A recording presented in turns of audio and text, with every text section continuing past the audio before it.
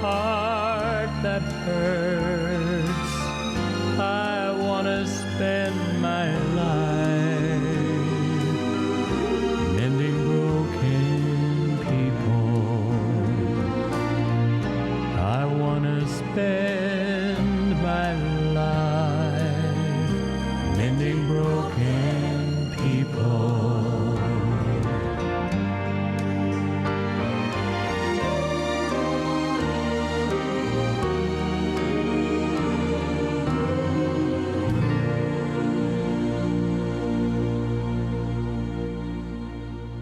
Hello and welcome to 3ABN Live. And tonight we will be taking questions for the second hour.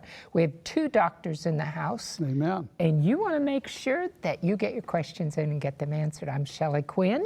JD Quinn. And we're so pleased that you are joining us once again. You're going to love this program. In 3 John, there's only one chapter, so 3 John verse 2.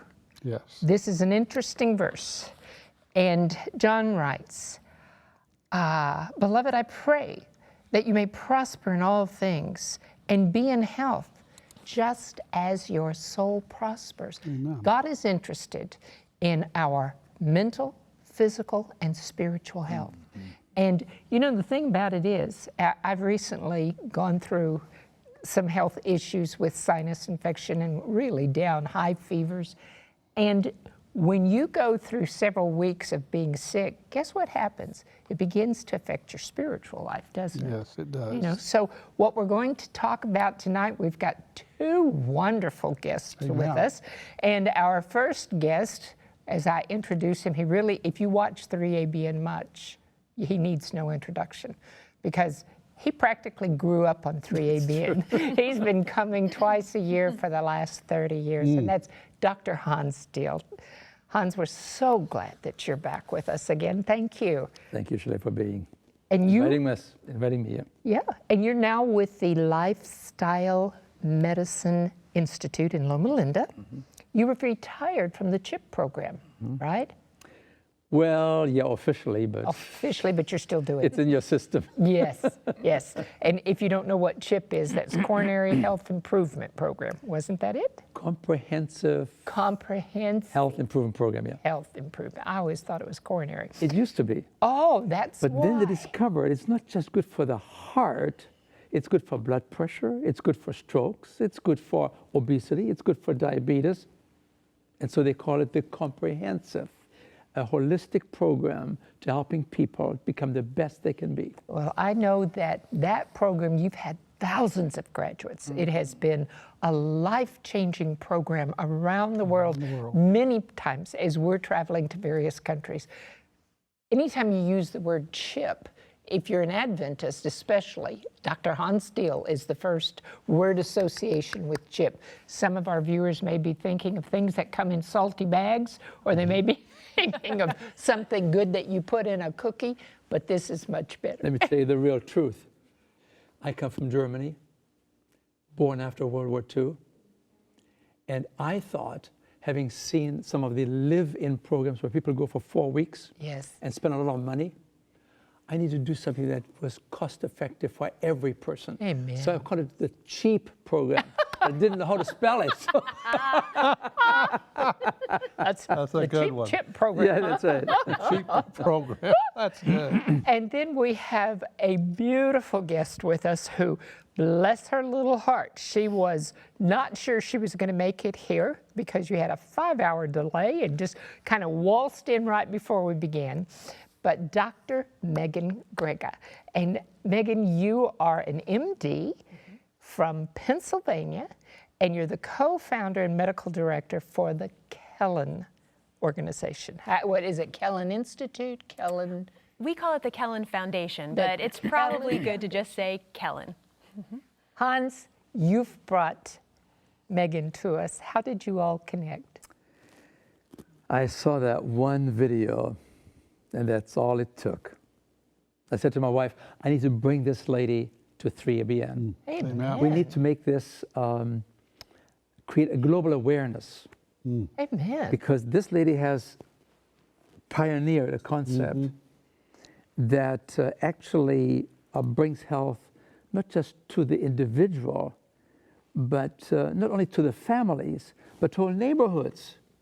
And in that sense, you are actually a velvet revolutionary.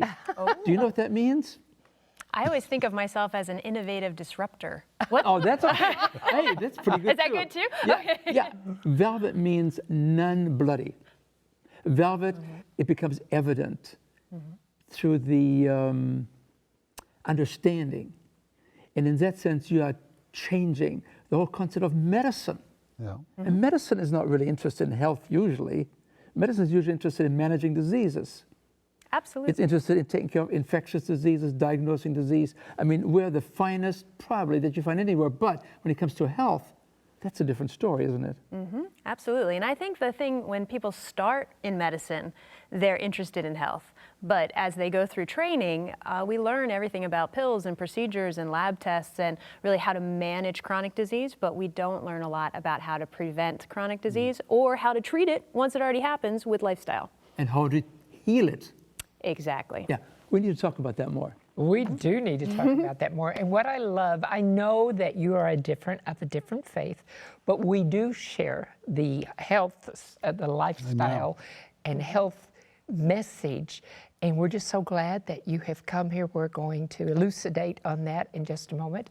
But first, let me say this. This is a live program, and you can call us at 618-627-4651 with your questions, or you can email us at live@3abn.tv. Now, we also have a free offer, and we want to tell our audience about that right now. And it's called Take Charge of Your Health. And I wonder who wrote this. Hans Diehl. Tell us in 25 words or less, what's so special about this book? I know it's been on the market since 2001. A bestseller. Yes.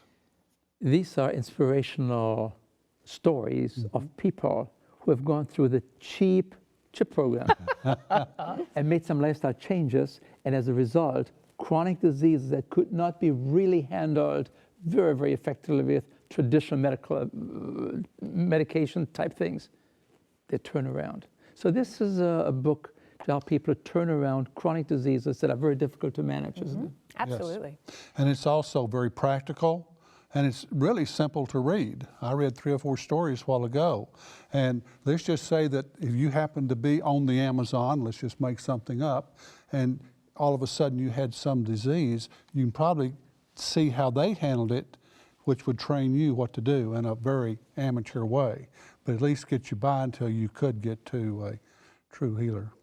I'm going to say one more thing before we go to music. Oh, if you want the free offer, let me get that out there right now. Yes. Call 618-627-4651, or you can email us at freeoffer@3abn.tv.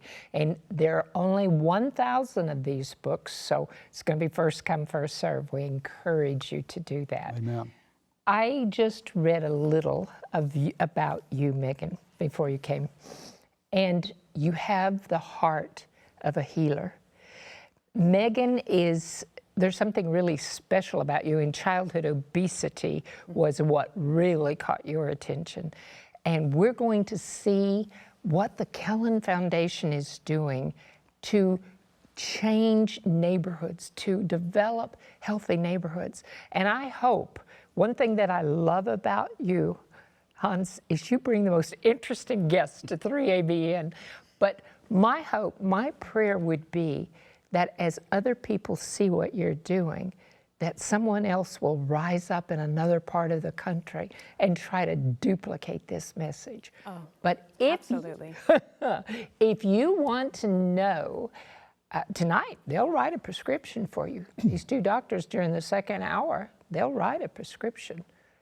And you can get it filled in your garden or in your grocery store. Amen. So Amen. JD, you want to tell us what our special music is? Special music, as it should be. The title of the song is Gentle Healer, and it's by our own pastor, John Lomacaine.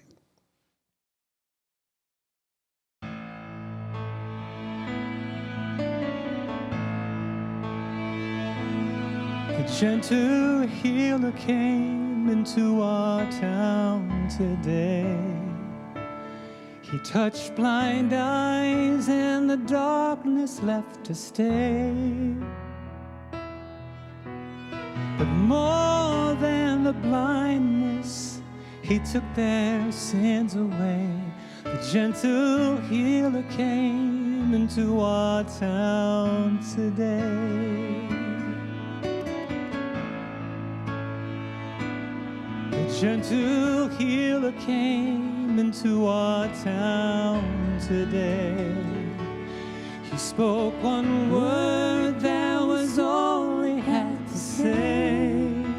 And the one who had died just rose up straight away.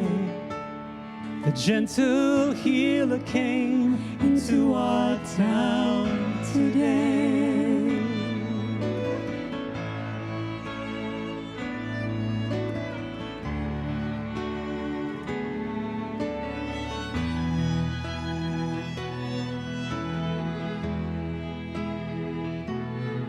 Oh, he seems like just an ordinary man,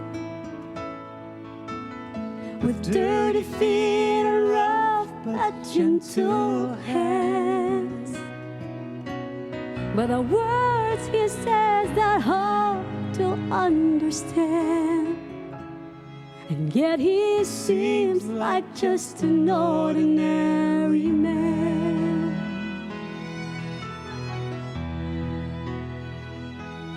The gentle healer, he left our town today. I just looked around and found he'd gone away. Some folks from town who followed him, they say, the gentle healer is the truth, the life, the way. The gentle healer is the truth, the life, the way.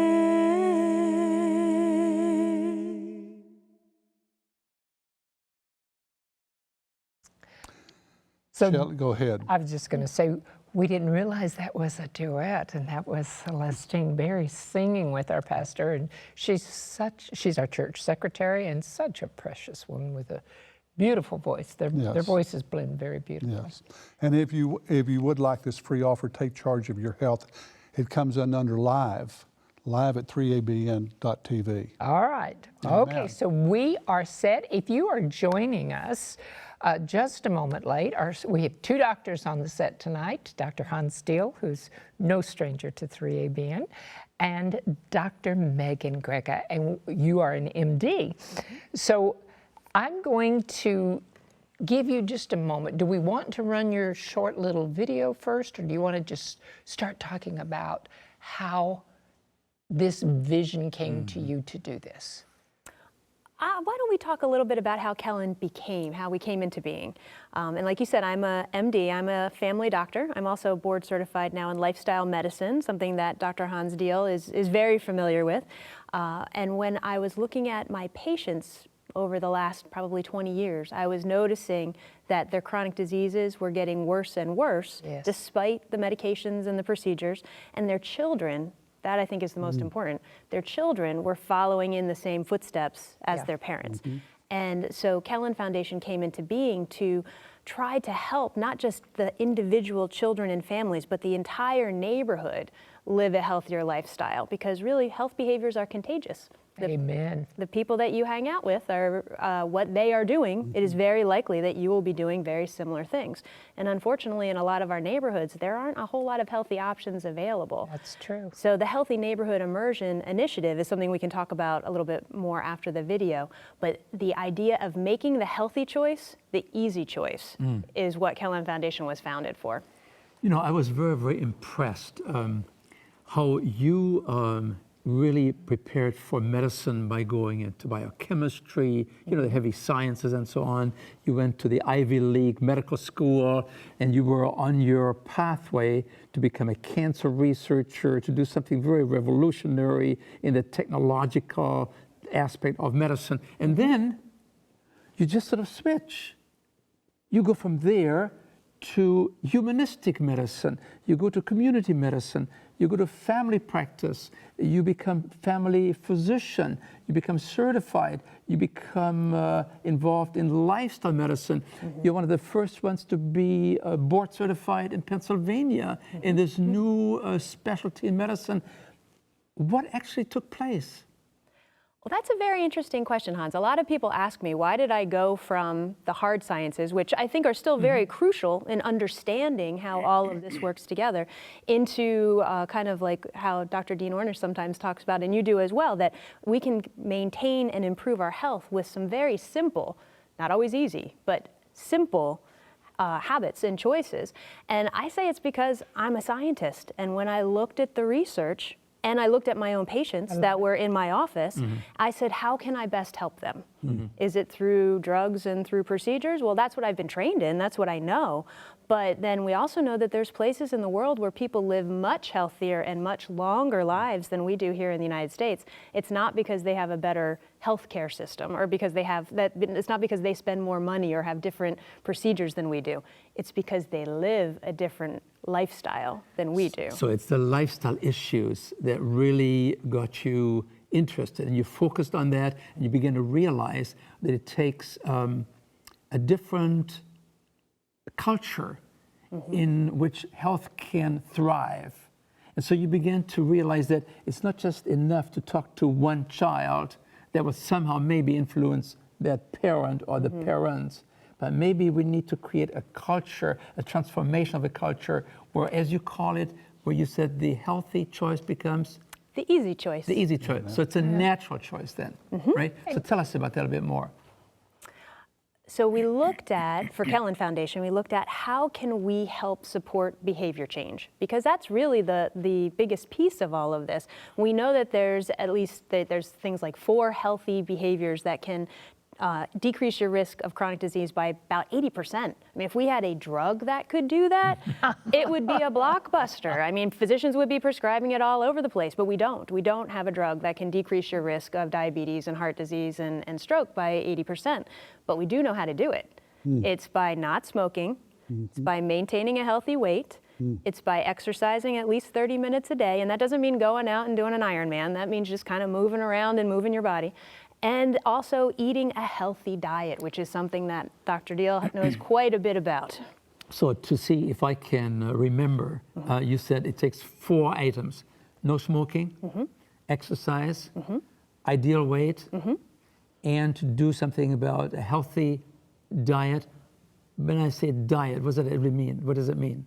So we think of it as a whole food, plant-based diet, or a predominantly. So then that means lots of fresh fruits and vegetables, whole grains, nuts and seeds, things that are really food as grown. Oh, it looks like we have something here, don't we? Yes. Yeah, vegetables, That was fruits, a smooth segue. and I see some walnuts there, and you know, it's all the And I right didn't thing. get to eat, so Yeah, Oh, the berries. Those are some of the best. and this is really rainbow colors, isn't it? Oh, absolutely. You know, this is really food as grown, as it comes in nature. So it's not taking potatoes and turning them into potato chips, but stay with the potatoes. Is that what you're saying? Absolutely. And you don't take the fruit and turn it into fruit juice. You eat the fruit, because the fruit has the fiber, and the fruit will fill you up. So this is a big thing of what we talk about with the children in schools, is how do you become a food detective? Because you think about, you have billions of choices of what you're going to put in your mouth over the course of your life. No, wait a minute. You talk about a food detective. What is the detective looking for? The healthiest choice available at that time. So a lot of times kids will say, well, is this healthy? They'll take something out of their lunchbox. Is this healthy? And I always say, compared to what? That's really the most important thing, because now we definitely have an idea of what the best would be. You know, if you had your best option, what you have right over there, the fruits and the vegetables, the nuts, the seeds, the whole grains, that's your best. But you're going to be in lots of different places over the course of your life. I was just in the airport coming here, and you know, you have to make choices based on your best choice. So to be a detective, I think, don't we have a video that we can run that has a description of that somehow? We do have, so we're going to look at that now.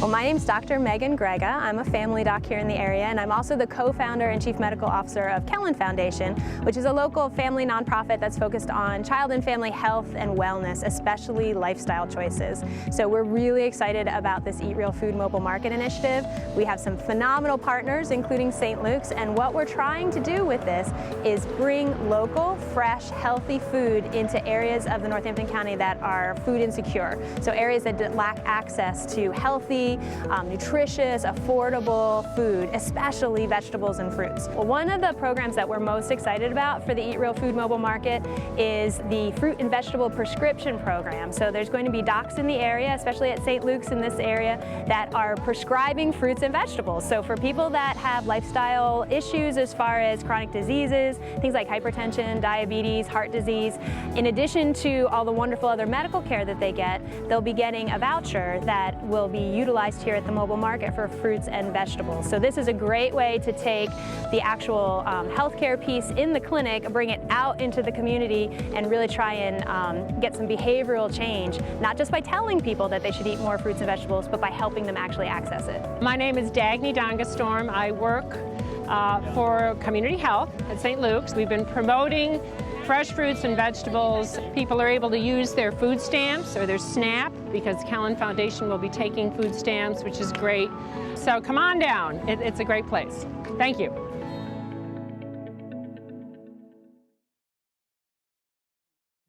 By when she talks about food insecurity or a food desert, what do you think that is? I missed that. Food desert. You know, I know one thing. I'm here for a reason tonight, and that is because my life has become so busy that I'm at the food desert. It's like I am just getting what I can that's really fast, and I've not been eating very healthy lately. I went through 18 months, no sugar. 18 months. Didn't want it. Got this sinus infection, guess what happened? Couldn't taste anything. I would make homemade chili, I was making all kinds of stuff, couldn't taste it, till I made him some chocolate chip cookies. I could taste the sweet. I've been eating cookies at breakfast, cookies at lunch, gained 8 pounds. But when you talk about a food desert, I'm just assuming you're saying there's really not much choice out there. Absolutely. A food desert, by definition, means that there's not access to like a grocery store or fresh produce within a certain radius. So if you don't have a car, you're kind of out of luck. Oh, yeah. And unfortunately, in the Lehigh Valley, we have 8 areas that would qualify as food insecure areas where people don't have access to nutrient-dense food. So when you talk about foods and nutritionally dense foods, when you talk about a food desert, that means these are the kind of food that are difficult to find there. Fresh produce, difficult to find. You find the junk food. Easy. The processed foods. Always. They can stay there for 10 years, right? These, different. They perish, difficult to find, too much risk for the grocer, maybe, to store. And so people that want to eat healthy, it's a food desert for them. Food insecurity. Interesting words, isn't it? It is. It is. And so what did you do to take care of this food desert? This is a poverty-oriented kind of an area where you are.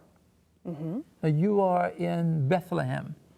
And Easton and Allentown, so multiple cities in the Lehigh Valley. So that's in Pennsylvania. Correct. Okay. And you have a lot of poverty there?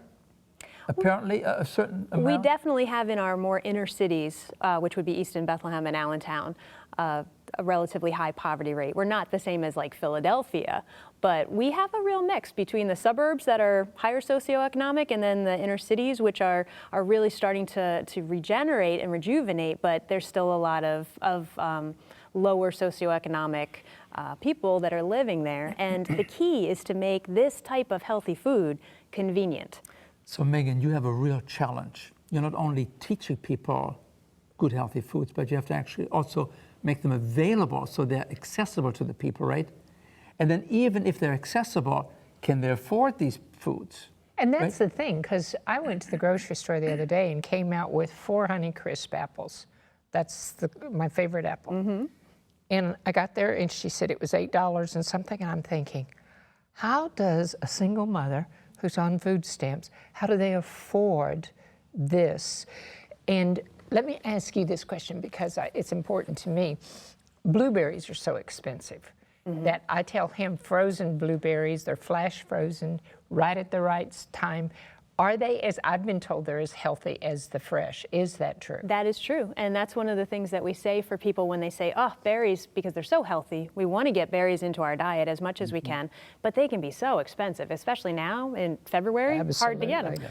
But getting the big frozen bag of mixed berries or blueberries and then putting them in your oatmeal or putting them on a salad, something like that, that's just as healthy, and it definitely gives you the nutrients and not as expensive. You know, sometimes you have this idea that healthy foods are not really affordable. You know, and so people say, well, I can eat much cheaper when I go to some of the fast food outlets.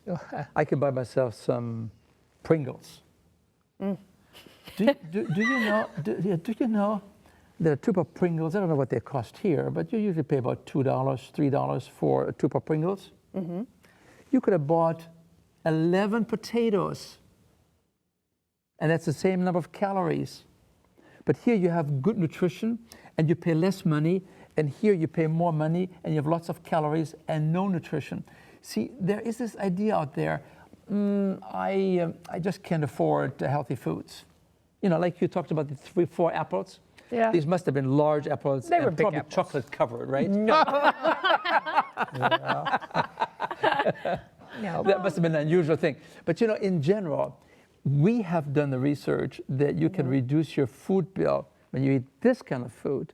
You can reduce it by 30 to 45%. Really? Especially when you're in California, because sure, it's. But then, like we have here, because this is not a wealthy area. We have a lot of people on food stamps, and I know that we see many people who have gardens. We garden, you know, and we raise our garlic and our cucumbers and lots of tomatoes and various things. But we see people who have gardens, which is very efficient. But we also have a farmer's market where they can go. So that's during the summer. But I'm glad to hear that the frozen, it's true, because that's what we do with most of our berries. We travel so much, we work so much.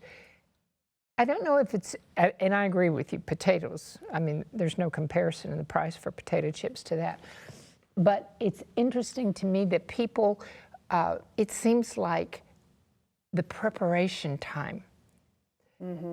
How do you get, you know, people are so busy, and people will tell me, yeah, but I don't have time to do that.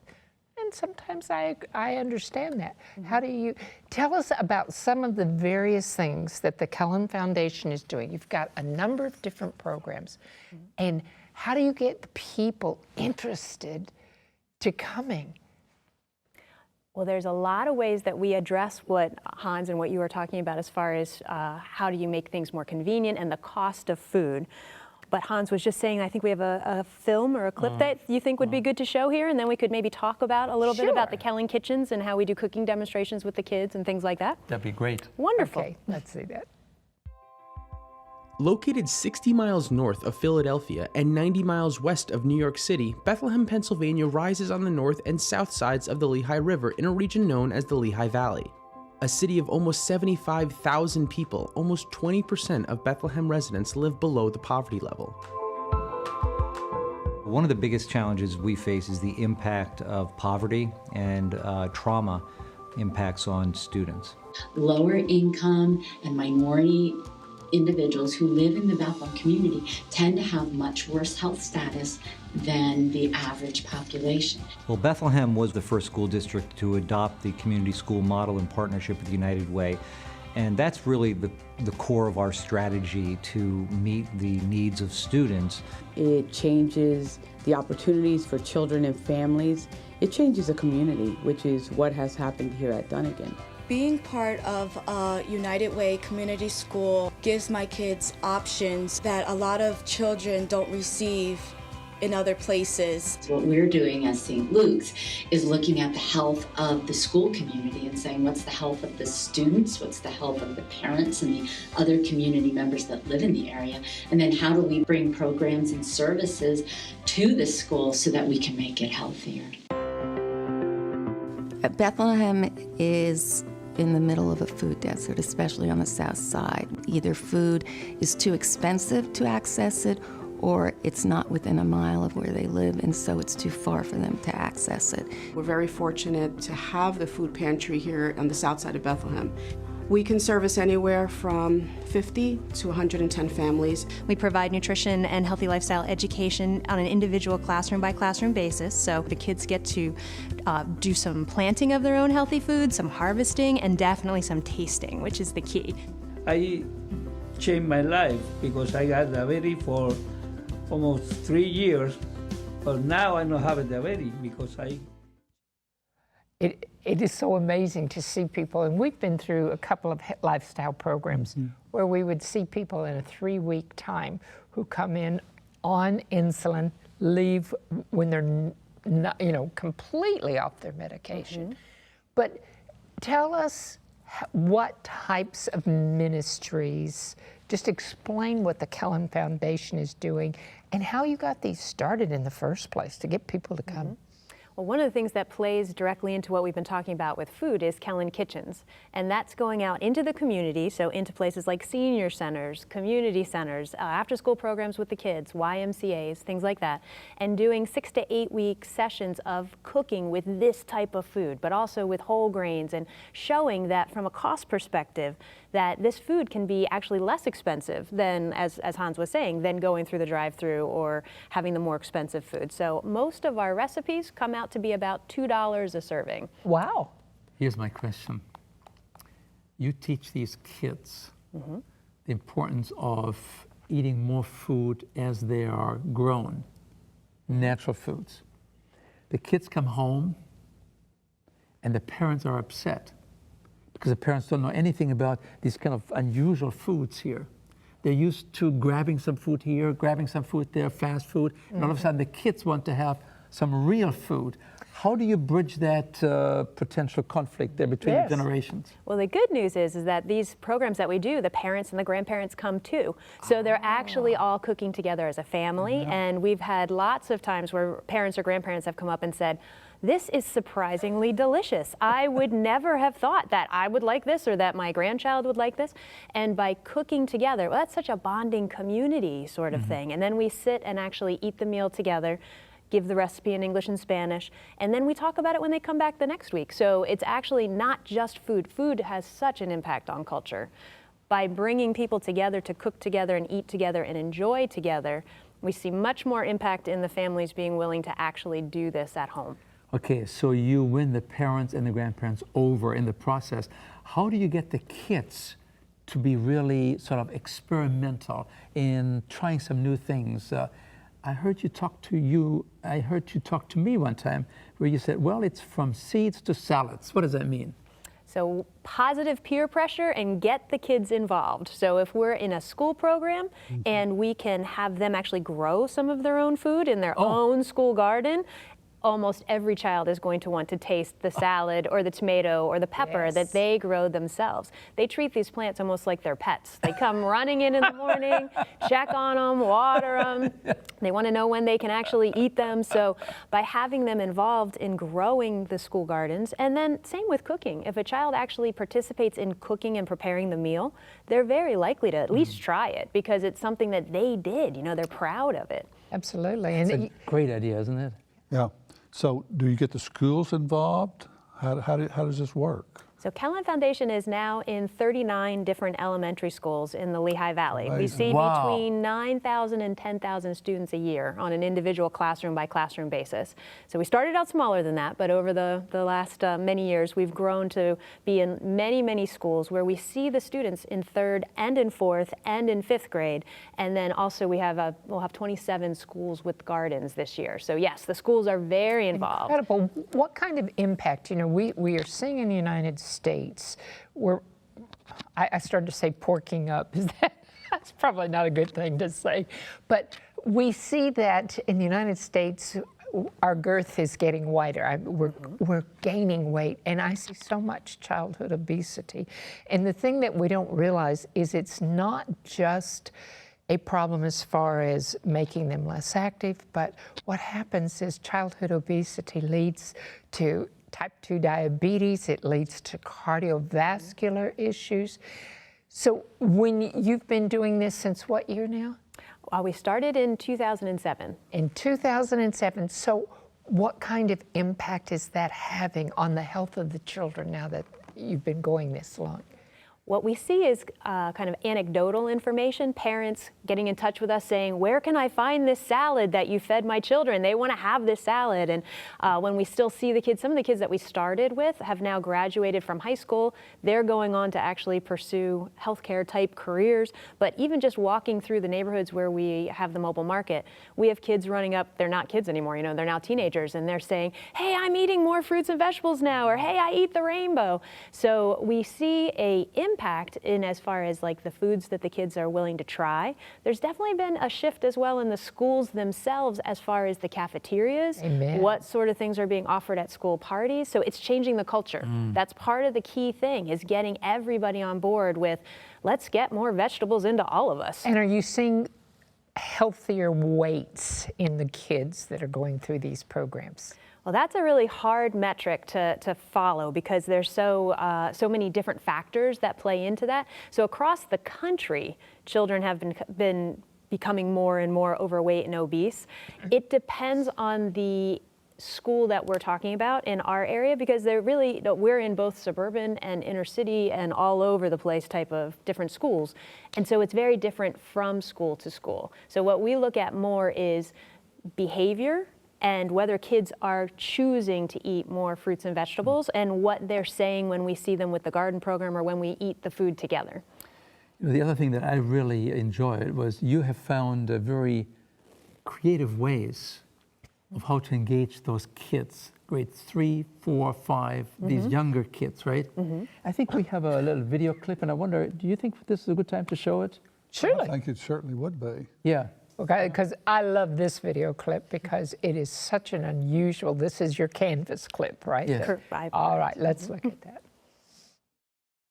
Community Canvas is our way to inspire and educate 3rd, 4th, and 5th graders to lead healthy, creative lives through in-classroom education, assemblies, and community events. Over the years, we've partnered with various organizations such as Radio Disney, Community in Schools, Rodale, and now the Kellen Foundation.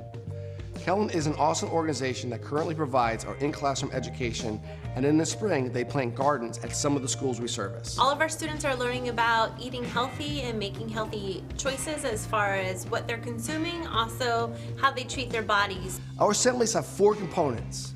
We reaffirm the in-classroom education through games and trivia. We even introduce some new material, especially in the mental health area. We engage the students on how to control anger, the importance of doing things for others, and how to express themselves through art. We have a resident artist on hand who creates a piece of artwork based off an emotion provided by the students. We get the students up and moving through dance. With all the fun they're having, they forget that they're burning calories. At the assemblies, we choose the 10 artists who compete at our Community Canvas events. All right, so what was your favorite part about the assembly, and what was the coolest thing you learned through all of the lessons in class? The coolest part about the assembly was when we got to see the art at the end. I liked how we always got up and danced in like the middle of it. What else did you learn that was healthy besides just being active? I think the best thing that people should learn is that eating the rainbow is very, very, very good for you. The coolest part about the assembly is when I finally got picked at the end because I didn't last year. At the Community Canvas events, we host 10 students, their families, and admirers. The students are given a lunchbox full of art supplies and a canvas to create on.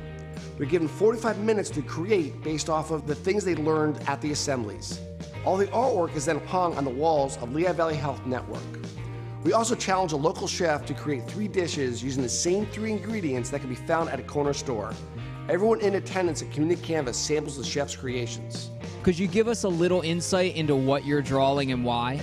So basically, it's a piece about fruit, and I tried to make cherries and an apple because it's really healthy and good for you. Vegetables and fruits are healthy, so they're weightlifting. The people in attendance at the event vote on their favorite piece of art, and the 2 students with the most votes go on to the finale, hosted at the end of the school year. All of the artists are given a gift bag full of art supplies for participating. While we're tallying votes, we have a students versus adults game show to test their nutrition knowledge, and we get them all moving. I think it's great. It really incorporates healthy lifestyles, healthy eating, getting out and getting active, and then like my son loves art, so he gets to really express himself in that way. But this is just a really great way to kind of bring everything all together. We have the art, the kids are up there, they're drawing, they're painting, they're doing all that, but they also have a little section where they interact with the crowd, the whole, everyone can come in and we do dance, we do like little mini competitions here, and it's just a good time for everyone, for the whole family. Oh, what fun. Wow, isn't it? Yeah, I mean, that sold me just like that. Absolutely. To bring Dr. Grega here and to give us an idea of what we could do on a larger basis. Actually, your foundation has won an award. Tell us about that award for the...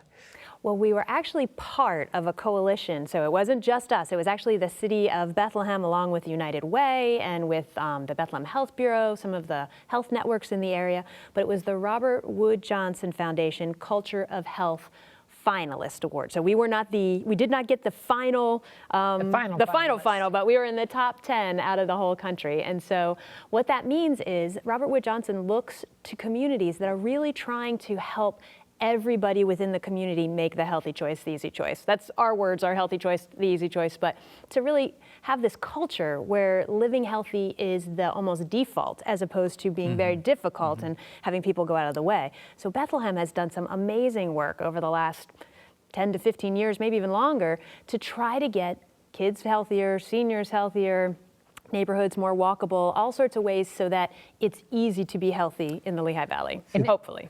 How many, you get the fruits and vegetables from the farmers market and bring them in? From the local farmers. Yeah, so what we actually do is support, we have about 19 local farms, actual farms within our very close Lehigh Valley area that we purchase the produce from in season. So what we're doing therefore is not just health of the neighborhood, it's also health of our local economy and our farmers. So we purchase from our local farms, we then bring it back to our little micro food hub that we have, and we package it all up, make sure it's all ready to go out from a health code standpoint, and then we take it out into the neighborhoods. So this gives the farmers a way to get their produce into neighborhoods that are only a couple miles away from them that they would not have the resources to do themselves. And how many tons, I mean, do you, if you were to think about this in tons, is that fair to say tons? Absolutely. So it was amazing. We are now in our 3rd year. We just finished our 3rd season. So our first season, the first time we went out with the mobile market, that first year was 6.5 tons. But we've grown every year. So this past year in 2018, we had over 15 tons of produce that was sold in these areas of food insecurity. So it shows that the demand is there. People want to eat healthy. We just have to help them access it. Now, let me ask you, how do you bring the food to the people? You said it's on wheels?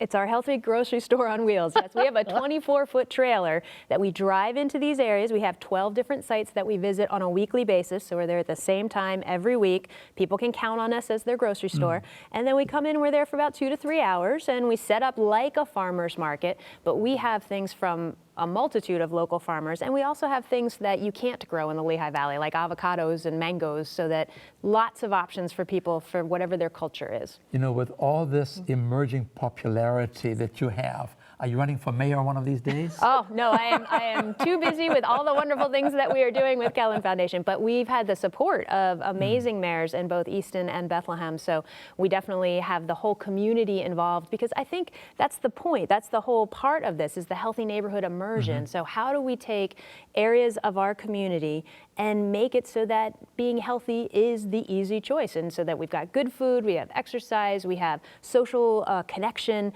and everybody's working together. So if this is year round, you've got greenhouses, I would assume. So what we do from the mobile market, the trailer, is a 22-week season from June through the end of October. What we do in the rest of it, though, is that we actually provide food to the local corner stores, because the corner stores in these areas, we try to pick ones that are near the elementary schools that we are already in, so that students are learning. This is the whole healthy neighborhood immersion idea, is students are learning to want this food. They're going home and asking their parents for apples or for things like that. And then in the little corner stores in the neighborhoods, they usually were not able to provide produce because, as we were talking about before, the margins are very thin. They can't make much money on it. They might, some of it may spoil, and then they would lose money. But what we are able to do with Kellen Foundation is bring local produce into the area of these corner stores, small amounts, frequently, so they don't have to do a whole big wholesale purchase, and it's working. People are buying it. Yeah, and I think when you said easy is making it convenient, and, you know, as you said, if it's a food desert, if there's nowhere you can go to shop, that's the biggest prohibition. But making it easy in today's world, a lot of times, I can even speak for myself, you know, I didn't grow up with this health message. I didn't become a Seventh-day Adventist Christian till I was 50. So what you have is, I wasn't used to some of these foods. And at first they were very intimidating to me. And then, you know, once you learn how to prepare them, and they're very simple, like spaghetti squash is, we're growing our own spaghetti squash. And I will make, we freeze tomatoes, and, you know, I'll blend up my tomatoes with a little, I oven roast my tomatoes with garlic that we grow, the tomatoes we grow, sounds delicious. Little olive oil, and then I freeze them so that that's what I use for any tomato-based product. But even during the winter, you know, we've got these beautiful tomato sauces, but I'll now use, instead of a pasta, spaghetti squash, and it's so easy. Yeah, actually, it is not that complicated once you get the hang of it, isn't it? That's true. It's an attitudinal thing. And we talk a lot about planned overs. Have you ever had planned overs, Hans? Planned overs. Planned overs. Instead They're not of leftovers. planned overs. Because leftovers sounds, yeah, now leftovers doesn't sound appetizing, but planned You enlarge the overs. quantity so you can plan to use it some other time again. Exactly. Freeze it. Yep, and that, as a busy working parent or just somebody who's very busy with their job, that's the key thing, is one time during the week, whenever you can find it. For some people it might be Saturday. For me, it's usually like a Wednesday or something where I can actually do some cooking. So I'll chop up a bunch of vegetables and maybe either saute them or just keep them in the fridge, but make a big batch of brown rice, make a whole lot of lentils, make your, if you're gonna have some oatmeal, I usually make oatmeal once a week and then I can use it through the whole week, but then use it in different ways. Chili is a good one, because chili you can use as chili, then maybe you can put it over brown rice at one point, you can put it in a burrito later in the week. So you've made the food that you can now turn into different things as the week goes on. And then when you come home and you don't have much time, it's already in your fridge. Yes. I do want to take a second real quick to take charge of your health. It's our free giveaway this evening. And by Hans Diehl, who you're getting to visit with this evening. And anyway, you can get this at live at 3abn.tv, 618-627-4651. So please contact us. We have 1,000 of them. And so with 1,000 of them, it's that first 1,000 and they're gone. So, you know, don't hesitate. Did you, I have to ask this question, thank you, honey. Meagan, did you grow up in a health-conscious family? Not really, and I don't want to throw my my family under the bus, so to speak, but they themselves didn't really grow up in a health-conscious family. So a lot of people see me now and think like, oh, well, she must be that healthy because of her genetics. You know, she must be that healthy because she just is lucky that she is this way. But the truth is that I have a lot of chronic disease in my family, a lot of early heart disease, diabetes, Alzheimer's, high blood pressure, high cholesterol, you name it. So I learned growing up to eat a certain way. I continued to eat that way into medical school because we don't learn a whole lot in medical school about nutrition. It really wasn't until I had my daughter that I said, wait a minute, because I was already a practicing physician at that time, and I was seeing lots of childhood obesity around me, and I thought, what are we going to do as a family to make sure that that doesn't happen in our family? And then how can I use those techniques to help my patients? Because now I'm a mom, and we all know that that is a different thing than a doctor. Yes, yes. That mother's heart. You know, you also mentioned that the area where you are in, you have to really take care of people that are of modest income, right? You talked about poverty level, sometimes people too. You implied perhaps that some of these people might be on food stamps, the SNAP program. What's the SNAP program, and how do you make it attractive to people who have minimal income, people who are on these stamps? Have you found a solution of how to create an incentive for them to come?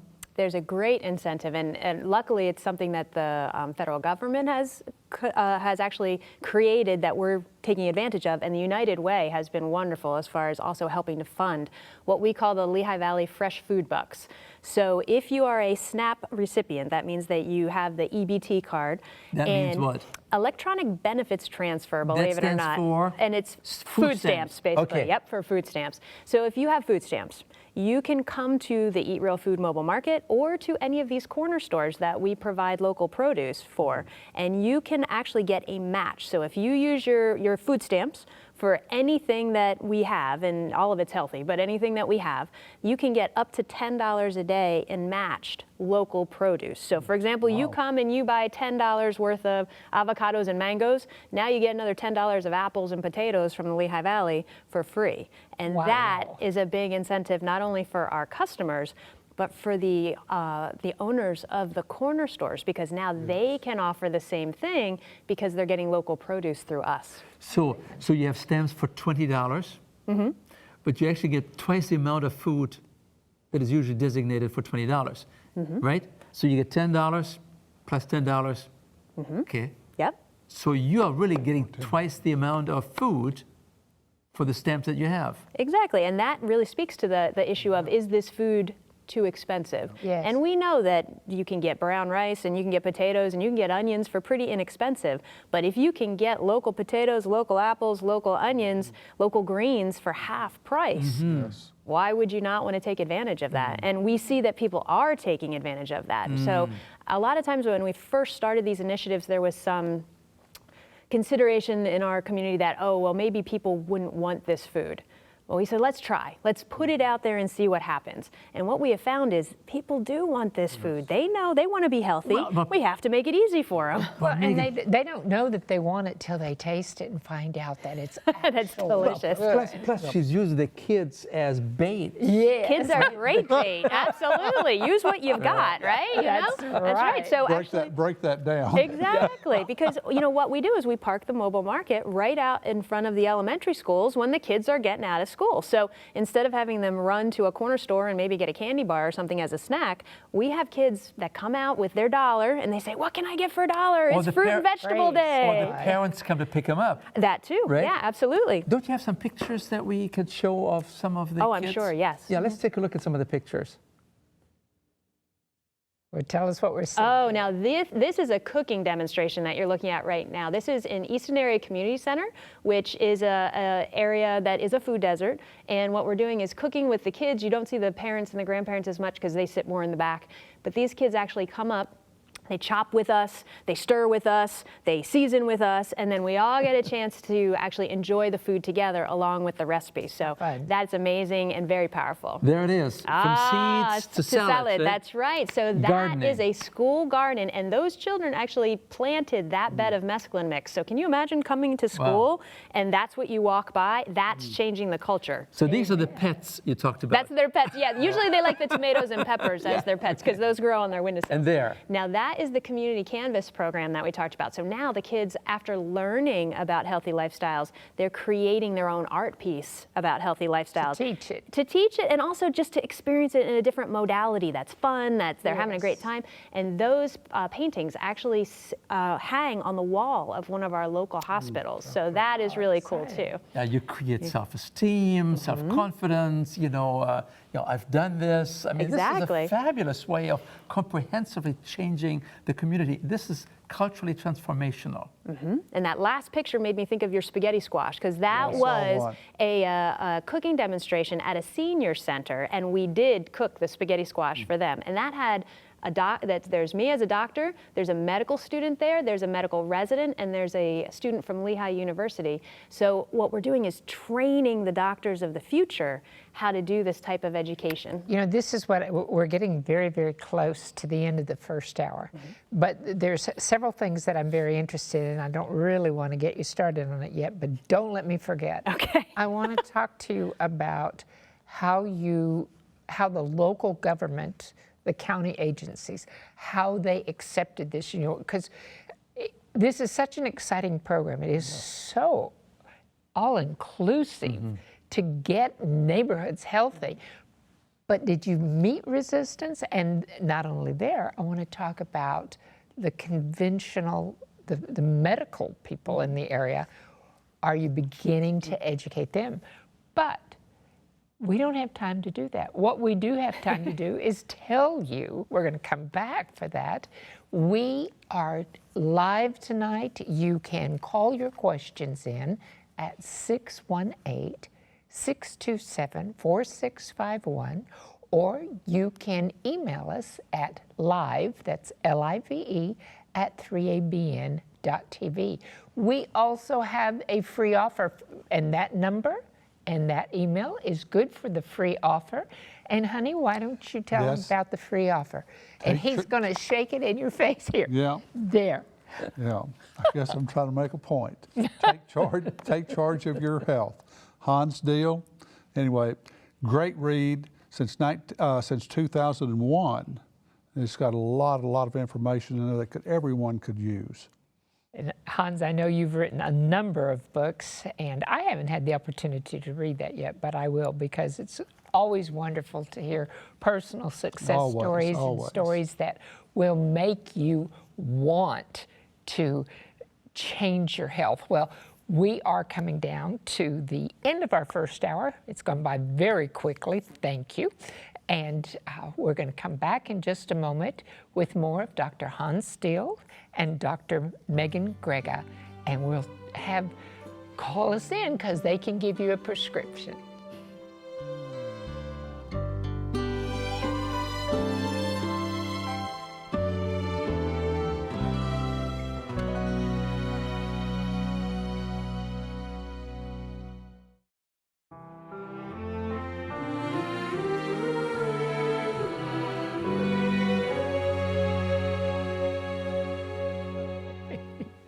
Well, we are so glad that you have returned to the second hour, and we have with us tonight Dr. Hans Diehl and Dr. Meagan Grega.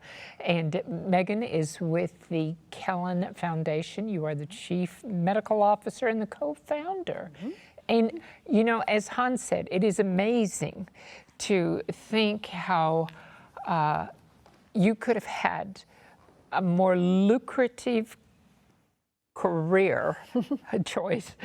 I mean, here you were, a licensed family medical practitioner, and now you have become a licensed health, how do you say that, lifestyle? Well, I'm now board certified in lifestyle medicine, which is very complementary to family medicine. But what I'm choosing to do is more be out in the community and do the healthy neighborhood immersion that we've been talking about. So not that I don't see patients at all anymore, but I'm out more trying to, in larger groups, help people change their lives, whether it's the kids or the seniors or the families in these neighborhoods. You see, the trouble with family medicine is you have a limited amount of time that you can see a patient. Absolutely. With lifestyle medicine, what you do, you educate, and you do it in groups. You do it with the kids. You do a cooking class. You do an education class. You bring the grandparents in. You know, this is lifestyle medicine at its very, very best, where you have no time and you can transmit your knowledge in a way that it is fun, it's understandable, not just 10 minutes, next one.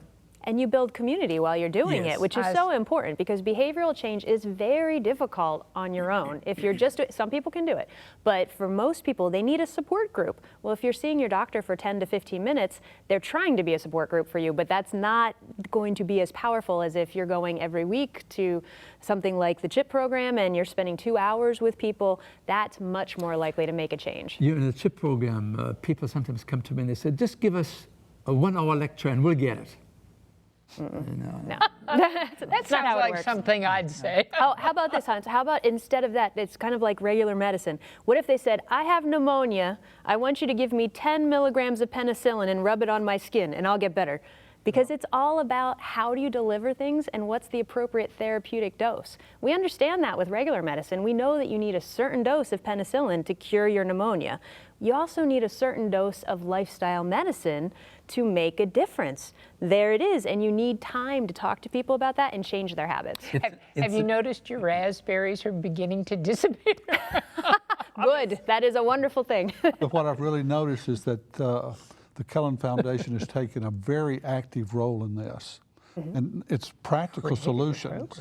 Yeah. And also it just seems like you're always there every Monday, say like delivering your produce.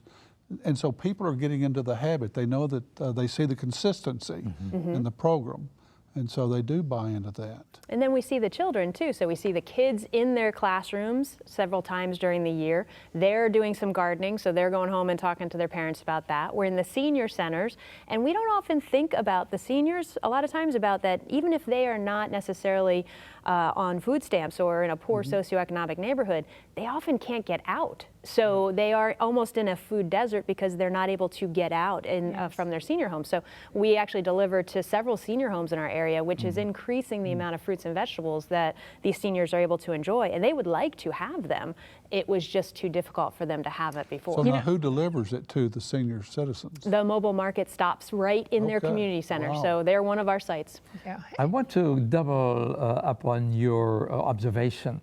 You said that people can rely on you. You're coming at in a persistent manner. You're actually building trust with the community, right? That's what's so important. Right? And with the different elements of the community. And some of them may not always be so trusting because of how our culture operates sometimes. But here you are, reliable, on time, with predictable products, predictable prices. Amen. It's a very and good year one. after year. And this is something that, you know, with consistency, because sometimes I can get really excited. I remember when we came back from a lifestyle center, I was convinced I was going to bake my own bread, and I bought some $350 machine while we were there. It was shipped here, and I don't know when I thought I was going to do it, because when you work at 3AB and it's just, I mean, we say we have 10-hour work days. That's a joke, and then we end up working all weekend. And so I don't know if I thought I was going to do this between 2 and 4 o'clock in the morning or what, but you get all excited and you don't stay in that mode long enough to change a habit. What you are doing, because of the consistency in the program, is you are bringing lifestyle, not just education, but you're bringing the change, because you're there with them long enough that they can create new habits. And the trust, like Hans said, we get to actually have relationships. And so then people want to come to the mobile market, or kids want to try the salad. I go one step further. You are actually probably developing friendships. Agreed. And that is so important. Social support is so important for habit change and habit change maintenance. It's critical. So you're doing all the right things. You asked a question earlier about, tell us about that county. Yes, let's go back to that, because I'm very fascinated. You know, obviously this was your passion. You've got a healer's heart. It wasn't, I mean, we have a very intelligent woman here, a very pretty woman, whose daughter is a chef in the program. And how old is your daughter? She's 22, and she's a graduate of the Culinary Institute of America, so she's a serious chef. She's a serious chef, but she's into whole food type of recipes and good things. This is amazing. But if we listen to this, we need more people to think big like this, to go in and make changes, not just in a life, but what do they say? It takes a village to raise a child. It takes a village to change lifestyles, and you're changing the whole neighborhood. So what kind of, did you have resistance, or did you, when you went, were the county agencies supportive of you in the beginning, or did you have to overcome some prejudices? What's the magic of marketing that you used? The magic of marketing. Well, first I would say from what we were saying about we need more. I absolutely agree. We need more people across the country looking at where they live and what they can do there. We don't necessarily need any more white papers. We don't necessarily need more big research projects for 6 months to figure out best practices. That's been done already. We know the healthy lifestyle habits that are needed to keep people healthy, active, vital, long into their 80s, 90s, 100s. We don't need any more research. We need people on the ground, boots on the ground. And so I always say start where you are with what you have and do what you can. And that's what we did with Kellen Foundation. So we didn't have all this going on back in 2007. It kind of grew over time. But I have been very, very fortunate in the Lehigh Valley. I've been very, very fortunate in my co-founder, Eric Ruth, who is also an amazing force for good in the Lehigh Valley. And we've been very lucky to sort of draw to us very similar people who feel like this is their life's passion too. But I often say that the Lehigh Valley is like a Goldilocks place. It's not too big, it's not too small. You know, it's not too hot, it's not too cold, it's not that. But it's big enough to have resources, but it's small enough that a lot of people know each other, and you can get in to talk to people about these ideas. And so the towns of Easton and Bethlehem and Allentown, the school districts, the hospitals, you know, St. Luke's and Lehigh Valley Health Network and Easton Hospital and Coordinated Health, all these different players, and then the universities, like we have so many universities and colleges. So we had a lot of people that wanted to have something change. They saw that they wanted to have a healthier community, and they were really open to the ideas that Kellen Foundation brought to the table. And you know, we started small and was successful, and so that moved on. So the marketing part is pick a small piece, do it really, really well. Keep coming back, doing it really, really, really well. Don't just start at a school and then not come back the next year, no matter what. It doesn't matter if you lose your funding, doesn't matter if you stay. Same with the neighborhoods, because if you want the neighborhoods to trust you, once you come in, you have to stay, because that's the way you build those friendships. So you have to have a long-term strategy. Now tell me, how did you work with the hospitals? You know, hospitals are usually kind of finding themselves in a very competitive environment today, right? Now, how did you get several hospitals to actually collaborate in an area which considered, or traditionally was considered to be something that was competition related? How did you do that? Now, luckily, there are a lot of really good doctors everywhere in all of these hospitals. So there's champions in each of the hospitals that are interested in that. So you found them? So found the champions. And then the other thing is that hospitals do want to be seen as supporting their community. Like that is a good benefit. And we are moving into a value-based healthcare environment, meaning that we'll get to the point where hospitals are reimbursed based on how healthy they can keep people. not how many procedures they do. Now, we're not there yet, but eventually that's kind of where we're headed. So hospitals are already starting to think, whew, when we get to that point, what are the sorts of things that are going to keep my patient population healthy? It's lifestyle medicine. It's not having more drugs and more procedures. So we had open minds, I think, is the best thing. And then for Kellen Foundation, we are neutral. We are not one of the hospitals. So we were able to sort of bring everybody together, focus that energy, because, I mean, everybody thinks it's a great idea to teach the kids in schools, right? So you become an honest broker among high visibility, high income-oriented competitive enterprises, right? Because traditionally, hospitals always had a very difficult time to come into grips with the idea of making people healthy. I mean, my business as a hospital is to look for the bottom line. The more procedures I do, the better we are, and the better I look as an administrator. The shareholders are happy with me. And here you come and say, well, wait a minute, we want you to make the people healthy. Now, how does it affect the bottom line? Have you heard of the Community Health Needs Assessment? That was a powerful tool when that was part of the Affordable Care Act. So the Community Health Needs Assessment for all nonprofit hospitals, they need to assess the needs of their community every 3 years and then make an action plan as far as how they are going to address those needs. Well, as you can imagine, most communities, and definitely the Lehigh Valley is no different, obesity, sedentary behavior, poor consumption of fruits and vegetables, mental health is another one, senior care. So there's these things that hospitals have to look at, and it does now affect their bottom line, because if they don't make a plan, it threatens their nonprofit status. Now, I don't want to make it sound too mercenary, because these are good people. Like, they're trying to do good things in the community. But it gave them the incentive to say, you know what, shareholders, you know what, bottom line people, we need to do this for our fiscal health as well as for the health of our community. So that's been very helpful. So they need to be seen as a good customer, a good neighbor, maybe? Good neighbor. Yeah. Or somebody who is actually trying to deal with the issues facing their community, not just, hey, you come into my ER, you come into my primary care office, and I'll take care of you there. We have to start getting out to where people live, where they worship, where they play, where they learn, and that's where we can make the most difference in lifestyle. Megan, I don't know how much you know about the Seventh-day Adventist Church, but the healthy lifestyle has just been a pillar, lifestyle in good health and a plant-based diet has been a pillar of the church, a teaching for many, many years, and they always say that it is the right arm of the gospel. You know, if you can meet people's physical needs, if you can help them with good health, then you're going to bond with them, they're going to be more receptive to spiritual things.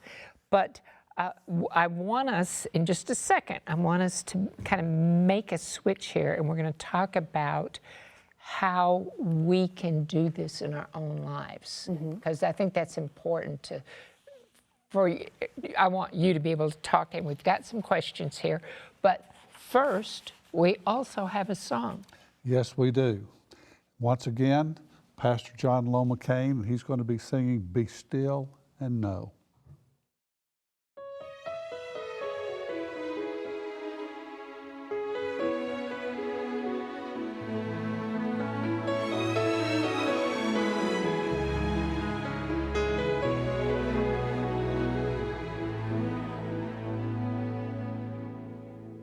Be still and know that He is God. Be still and know that He is holy.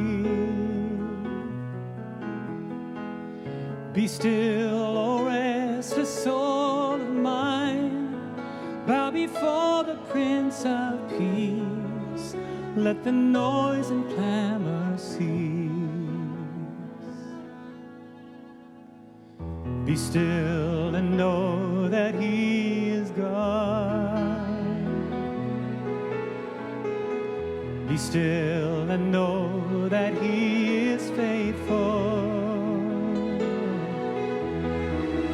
Consider all that He has done. Stand in awe and be amazed, and know that He will never change.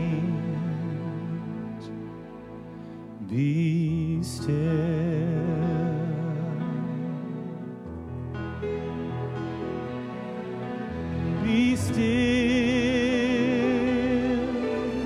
and know that He is God. Be still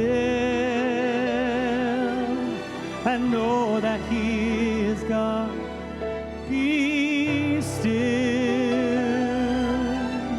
and know that He is God. Be still. Be speechless. Be still and know that He is God. Be still and know He is our Father. Come rest your head upon His breast. Listen to the rhythm of His unfailing heart of love, beating for His little ones, calling each of us to come. Be still.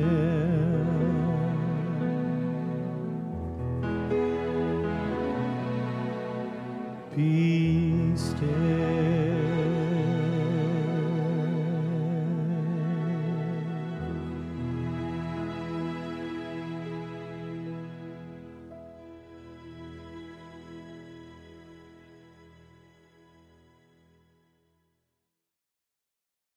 I don't know about y'all, but I just am always very, very blessed Amen. to hear Pastor John sing. You know, He is a music minister. He certainly is. One more time, I'll try to hold this still this time. Take charge of your own health, okay, by Dr. Hans Diehl. As we said at the first of the program, there's 1,000 of these. And so please call as soon as you can, because this is a fantastic read. Practical, simple to read. And the phone number is 618-627-4651, or you can email us at live@3abn.tv. I believe you have a question. Before you ask the question, I wanted to make the point that I was getting to and not quite got there. We as a church have this beautiful health message, but we need to do more with it. We have had, we're beginning to see conventional medicine used to laugh at our health message.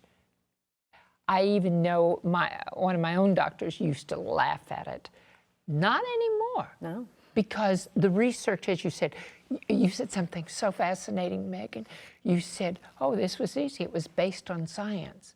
Mm-hmm. And it was like, wow, not too many people, most doctors think that if you are not writing a prescription from the pharmacy, the PHARMACY, that it's not medicine. Mm-hmm. But how do you spell pharmacy, Hans? You're asking a German man. I wouldn't know. I would spell it F-A-R-M, pharmacy. Pharmacy. So, and it's hard to believe that so many people are digging a grave with their forks. Even some slender people. I have a friend that just never gains a pound, but who's found out they've got very high cholesterol. They're eating, lots of red meat. And this is something why do you think we see so much diabetes and heart disease, and it's on the rise, and it all is about diet. So let's get into some of these questions and how we can let me ask this one maybe question, get people stirred up to do this. But one thing, again, I just want to say how impressed I am of Kellen Foundation. Amen. Thank you. Because, you stepped out in faith because of a dream that you had, and you're and just a love for people. Yeah, and you just, I'm sure that you have a board, and I'm sure that y'all discuss all these changes, what's needed, and you're just staying on top of things. And I'm fascinated by Thank you. how brave and bold Kellen is. Thank you. I really felt that we could do better. And when I say we, I mean the whole healthcare system or the whole community. And that we shouldn't just be saying, well, everybody's getting more overweight, everybody's getting more diabetes, it's just what happens. It doesn't have to happen. So I felt like it was necessary for us to be, as we often say, a little discontented and say, we can do better. What are the next steps? Amen. And it's lifestyle change. I mean, it's who you're becoming. And so it's really a decision that you're making as a family. Yeah. And you can get involved. You can have your own raised bed, you know, and actually get involved and actually eat what you produce. And how much better does it get than that? It tastes so wonderful when you're actually getting a tomato right off the vine, right? Oh, or my maybe goodness. some salad greens from your own garden. You can't get anything that more delicious. The lettuce, the lettuce that comes out of you, and tomatoes. To me, if I buy a tomato in the grocery store, it has so little taste compared to what's, you know, I'm bad about watering the tomatoes because I'm out there eating them when they're hot and off the vine. Ask the question, honey. This is from Beverly in Oregon. This is Beverly. How can I bring this message to my community? My community is impoverished and would love to get this message out. She's left her contact information. Did your sister write this? It sounds like it, right? It sounds like a plant right there. It sounds like, no pun intended, right? Yeah. So I would say the most important thing is to look at what sort of community organizations, whether it's your place of worship or whether it's your, if you have a book group or if you have another group that you're involved with, and say, where can we start? And when I say start, one of the best places to start is either with food, so sharing a meal with people. There's some very good organizations, we do this sometimes in churches or in community centers, where we say, we're gonna make a plant-based meal, come on out and let's all talk. And it's not, there's no agenda, it's not that we're trying to change you to do something. Just come out and try this. Try this Kellen 3-bean sweet potato chili and see what you think. And then you start conversations, and that's a great way to start. So that, and schools. Schools are another wonderful way to start. One thing that caught my attention, that draw and paint your favorite or your least favorite vegetable. Right, so bring art into it, make it that it's something that's it's a whole enjoyable event. It's not a doctor or a health coach or somebody saying you need to eat more of this. It's, hey, let's all get together and eat something delicious and talk about how this can really help our lives, our health, the way we feel. Maybe we'll paint, maybe we'll cook, maybe we'll just all chat. But then it's not something that's being taken away from you, like, oh, I don't want you to eat this. It's more, hey, have you ever tried this? This is so good. And how are you going to feel after you eat this meal? I bet you're not going to feel like you have to fall asleep. And you know, I used to not like eggplant because I had not had it prepared properly. But then someone made me an eggplant dish once that I thought, this is delicious. So I don't know if it's some things are an acquired taste, because our taste buds do change. Just for example, I said, and you know, aren't y'all proud of me? For 18 months, no sugar, no M&Ms, peanuts, nothing bad. And then I've started eating sugar again because I've been eating some, you know, I've been making some delicious cookies with lots of nuts. They got nuts in them, they're healthy. But the point is that once you get sugar in your system again, that's what you want. I mean, it's just like there's an addictive nature. But isn't it true, you can change your taste buds? Absolutely, and that's one of the things that we love to teach the kids, is we do this thing called the veggie challenge with them. And we say, okay, science tells us that your taste buds change within about 3 months. They'll change over completely, maybe a little bit less than that, maybe about 3 months. And science also says that if you try a new flavor 10 to 15 times, you'll probably get used to it. So then we say, okay, who wants to do a science challenge? Who's up for a challenge? And third graders and fourth graders are like, yeah, I'm definitely up for a challenge. Okay. We say, all right, we are doing a science challenge, and you're actually going to use your own body as a science experiment. And they're like, oh, what are we doing? We're like, are you up for a challenge? And they're like, okay, yeah, we're definitely up for a challenge. We say, okay, pick the vegetable that you like the least. And then I want you, and that's usually what the kids say. Then they're like, oh, no, what am I going to do? We say, no, this is a science experiment. Pick the vegetable you like the least, write it down, and then respectfully ask whoever's preparing food for you to once a week make you that vegetable. Now, you don't have to eat a whole plate of it. You just need a couple of bites. Just get that into your mouth and get the taste. And I want you to come back to school and write down on your science log, because this is an experiment, what did you think about the vegetable? So you might say, okay, my name is Johnny and I hate cauliflower.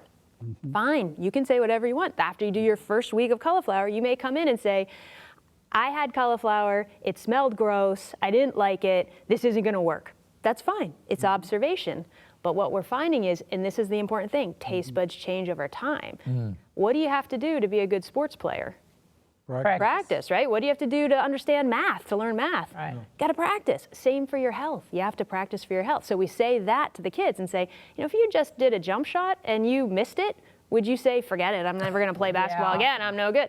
They said, no, of course not. Well, if you know that this vegetable is gonna maybe make you live longer, make you faster, make you stronger, you don't like it the first time, you're just gonna quit, you're just gonna give up and not do it anymore. And usually then kids get, you know, they kind of get their they call it their German up. I know my co-founder is from Germany. He has a German background as well, and he says, okay, so we get them sort of feeling like they're that they want to try it. And we find that by about week 7, about 3/4 of the students like what they did not like before. So it's so important for all of us to realize our taste buds change. If we eat a lot of fat, salt, and sugar, that's what we're gonna crave. If we eat a lot of kale and watermelon and berries, that's what we're gonna crave. So use it to our advantage. And if you eat Pringles, now I've actually, I have read this several times, that they actually add an ingredient that is addictive to a Pringles.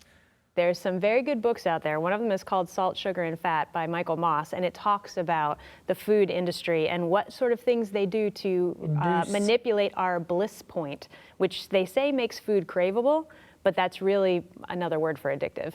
Yeah. Okay, let me read a couple. This is from Larnetta in Nashville. I'm 57, no diabetes or high blood pressure, but I do have edema. What can I do naturally to make it go away? Well, you know, when she talks about edema, I presume it's in the lower extremities, right? The ankles assuming are swelling I would assume in the so, afternoon, yes. probably.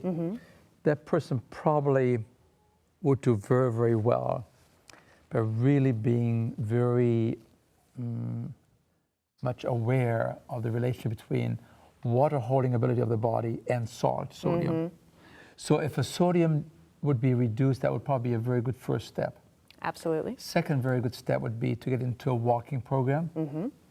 Third step would be sure you work with your physician very closely, because we want to make sure this is not a serious, an indication of a serious heart-related disorder. Okay? Yep, I would agree with all of those. And a plant-based diet, a whole food plant-based diet, is very naturally low in salt, high in antioxidants. And so if there's any issues with the blood vessels going down to the lower extremities, that type of a diet is gonna help actually open up the arteries as well. Plus, this kind of a food program is high in potassium, which really counteracts the sodium. So you are winning on every level. And you probably also will probably shed a few pounds, I would imagine, right? Because when you have edema, you're holding water, you can hold up to 5, 6, 7 pounds of water in your body. So low salt, walking, work with your physician, Sounds and good. go towards a plant-based diet. Now, I know that I was shocked the first time that I understood, you know, when you get inflammation and a doctor gives you a steroid along with your antibiotic, and everybody always says, oh, that steroid made me well. And I got online and researched, and I thought, all a steroid do is masking the symptom. I mean, it isn't doing anything to improve you. It's just, it's masking a symptom because it's reducing inflammation. But if you're sick, it's going to come back. So here's a person that is asking, what would be a natural way to help osteoarthritis? Is there some foods that are good to reduce inflammation and some that are bad to increase it? So definitely things like berries, and again, a whole food plant-based diet, but things that are colorful, things that have a lot of antioxidants. So berries, red onions, green leafy vegetables like kale, things like that, have so many antioxidants that helps with the inflammation of arthritis. So eating the rainbow of fruits and vegetables is a great way to help the symptoms of arthritis. But then you have to also not eat things that are going to cause inflammation in your body. And things like meat and dairy and definitely high processed sugary beverages or processed grains, things like that trigger inflammation. So you want to go both ways. You want to do things that calm down the inflammation, which is the fruits and the vegetables, nuts, seeds, whole grains, lots of color.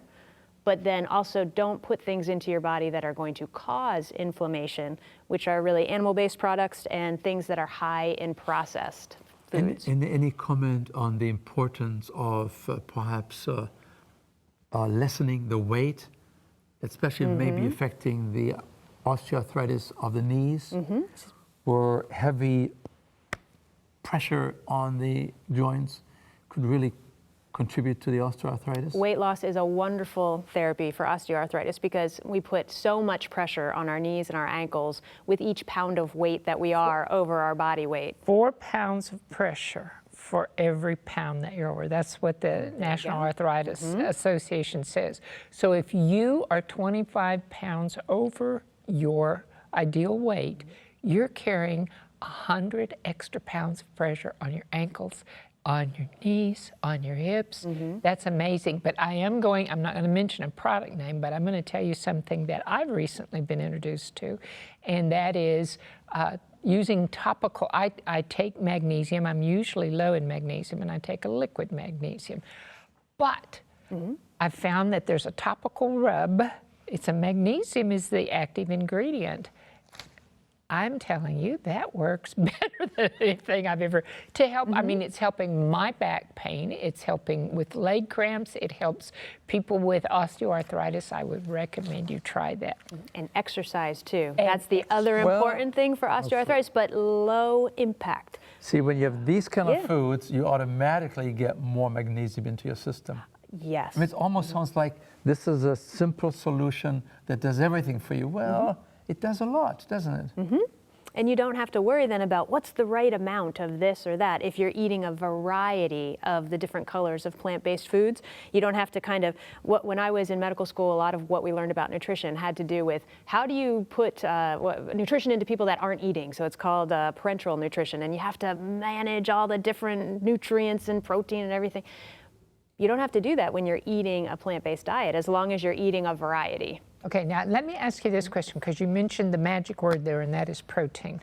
Many people think that if you are eating a predominantly plant-based diet, that you are not going to get the amount of protein you need. So I would say let's look to the gorilla. Which is a very, very strong, a gorilla, elephant, rhinoceros. They are all completely plant-based, and they build huge muscles. Now, for humans, though, same thing. If you look at the amount of protein that we need, you can definitely get that in a plant-based diet as long as you are eating a variety. Now, if you eat a plant-based diet that is only potatoes, well, actually, potatoes isn't a good example because there's a lot of protein in potatoes. So that's not a good example. I don't even have a good example, I think, of, other than the fact that you need to eat the variety so you get the different antioxidants. But there is protein in plant food. That's where the animals that we eat get it from. That's where the cow gets it from, is from the grass. Now, we can't go eat in grass. You know, I'm much more concerned about the excessive amount of protein that we good as point, Americans eat. We eat twice the amount than the government and medical societies recommend. We eat twice the amount of protein. And when you have these excessive amounts of protein, you have to worry about kidney disease, you have to worry about gout, you have to worry about you have to worry about promoting cancer. I mean, we should not worry about not getting enough. We should worry about getting too much. It's so easy to get 50 grams of protein. I mean, even an orange has protein in it. And not very much, but it's there. Right, oatmeal.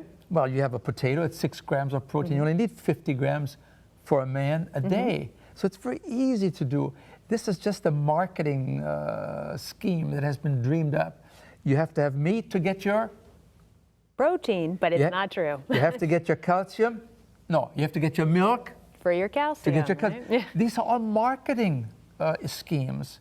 The truth is, the countries that consume the most dairy products, the most milk, the most cheese, have the highest rates of osteoporosis and fractures of the bones. Absolutely. That is fascinating. Huh? Let's talk about, we're talking about balance, because that's basically where we hear all the time, we need to have a balanced life. We certainly know that exercise is one, social connections is very important, healthy food choices.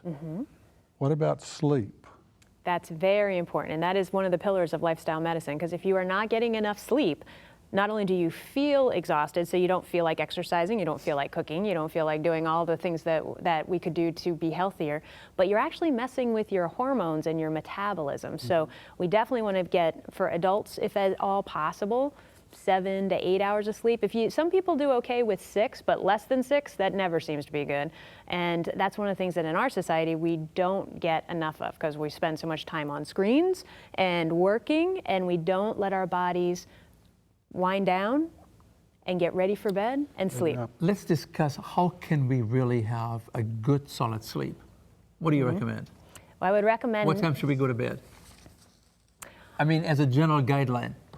Well, I guess it would depend on when you have to get up, but you maybe would want to be going to bed 10 or 11 o'clock at night, depending on what time you want to get up. Now, the key, though, is at least an hour before that bedtime, turn off your screens. Stop working on your computer. Stop watching the TV. You might read a book. You might, do some sort of, I fold laundry sometimes, or do things that are kind of mindless, but it calms you down. So calm down.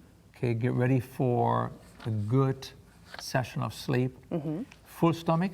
No, so that's very important. Eating late at night is very disruptive to your sleep, as is drinking any alcohol, which obviously that's not something we would recommend anyway, but definitely not before you go to sleep. So sort of eat your big meal 6 o'clock? Yeah, or maybe even, depends, some people might eat it even earlier. So, but you want to have several hours before you go to bed so your stomach can empty out, and then you can wind down. Some people like to take a warm bath or a warm shower, because if you warm up your body temperature, and then as your core temperature falls, that's a signal to your brain that it's time to go to sleep. How about getting some oxygen into the room? Oh, some fresh air. Open windows? Yeah, for some people that's great. For other people, they don't like the breeze. So it just really depends on individuals for that. But you do want your sleep area to be only basically for sleep. You don't want to be doing your work on there, you're doing your computer, watching your TV, because you're trying to trigger your brain to say, okay, I'm in this room, I've gone through this ritual, right? I've stopped eating at a certain time, I'm not on my screens, maybe I've taken a warm bath or been in a hot tub or taken a shower. But when I come in this room and the lights go down, your body should learn that it's going to sleep then. Yes. So the TV in the bedroom may not be the very best idea then, right? I would say get the TV out of the bedroom and out of your kids' bedrooms, definitely. And don't start taking your computer in the bedroom, because once you do, that's it. That's right. Or the iPhone, right? Oh, well, and that's the thing. iPhones are more challenging to me, or our phones are more challenging, because as a parent, I always want to know that my kids can reach me. But what I do is I turn it upside down and I put something over top of it so I don't see the light. If somebody needs to call me, they can call me. But we should not be using it to scroll through right before we fall asleep, because that light from the screen is very activating to our brain. You were talking about calming down. I heard somebody say that the best pillow to sleep on is a good, clear conscience. Making peace with yourself, review the day. JD has had sleep apnea since we were married. I mean, because he snored so badly, I had big old dark circles underneath my eyes. I know, but I got to tell this story. So he finally is on the sleep apnea machine. Did you have the positive pressure machine? He quits breathing 88 times a minute. I mean, an hour. 88 times an hour is what it is, not a minute. But so I have worn earplugs for 35 years nearly because of his snoring. Well, now he likes to read when we go to bed, and if there's any light. So I can't do it. So I wear the iPads. I'm putting in earplugs in the iPads. He's putting on his Darth Vader machine, right? And he's over there, and just as soon as I get my earplugs and he's got the Darth Vader machine, honey, can you tell me what That's when he wants to talk. But it is so funny, the different sleep routines and what, for me, any light whatsoever. You have your own ritual, don't you? Yes, we have our own ritual. I'm sorry. And I think you're kind of answering these questions. This one was about a prescription for sleep. This caller from Joe from Maryland is saying, has acid reflux, a burning pain in chest, regular pain in chest. Doctor says it's GERD. Nothing can be done. He's been a vegan for 40 years or more. How does he get rid of this? So that's interesting as far as being a vegan and as to whether is he having any of the processed foods? Because vegan is a little bit of a tricky term. Yes, vegan means no animal products, but I used to be the director of a women's health service at a college, and I had a lot of my young women coming in and telling me that they were vegan because they had ethical reasons to be so, but what they were actually eating, and I'm not saying that this is what this gentleman is eating, but they were actually eating potato chips and soda and French fries, which all count as vegan because they don't have any animal products in them. So one of the things that I've found, and I think Hans has probably seen similarly, is that reflux is one of the things that usually gets much better on a whole food, plant-based, unprocessed diet. Now, we have to really define this. We say that so glibly today because we are dealing in this thing all the time as professional people. Whole foods, plant-based. That actually means try to cut back on processed foods, right? Processed, engineered, artificial foods with all kinds of ingredients that you don't understand, right? Try to cut back on these, and then also try to move into the direction of less animal products, less dairy, less cheese, less meats, less chicken, less fish. These are all products that are high in animal protein, which actually aggravate the esophagus or the stomach lining? Correct, yeah. And this is why GERD oftentimes can easily be taken care of by moving into this direction. In this situation here, this person says, well, I'm already plant-based. Are you really? And also, are you a healthy plant-based? Are you a healthy vegetarian? And what about caffeine? That's another big one. So caffeine can really lower it messes with your lower esophageal sphincter big time. So caffeine can make GERD worse. Alcohol can make GERD worse. And having large volumes of food in your stomach when you lie down can make it worse as well. JD can't eat. If he eats anywhere, I mean, he needs to allow at least 4 hours after he eats before he's going to be able to lie down without having major acid reflux. Right? And it did take that 30 or 40 days, but now it's really not even he's an just issue. quit eating dinner at all. It's just we establish these habits, but we're talking about regular exercise, adequate sleep, supportive social connections, which we're doing whenever we're out in the neighborhood, healthy food choices, and of course I like to throw in there a relationship with Jesus, but those are 5 very important pillars in having a balanced life. But this is talking about what you do, and you're out there on the front line showing people that they have positive options. A lot of people don't know that they even have any options.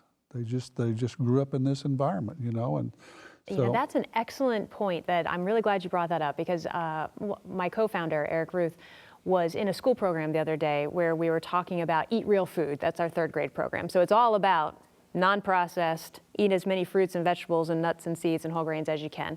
But we often ask in that class, in that presentation, does anybody here know somebody with diabetes? And you definitely see in these classes, half the kids at least raise their hand.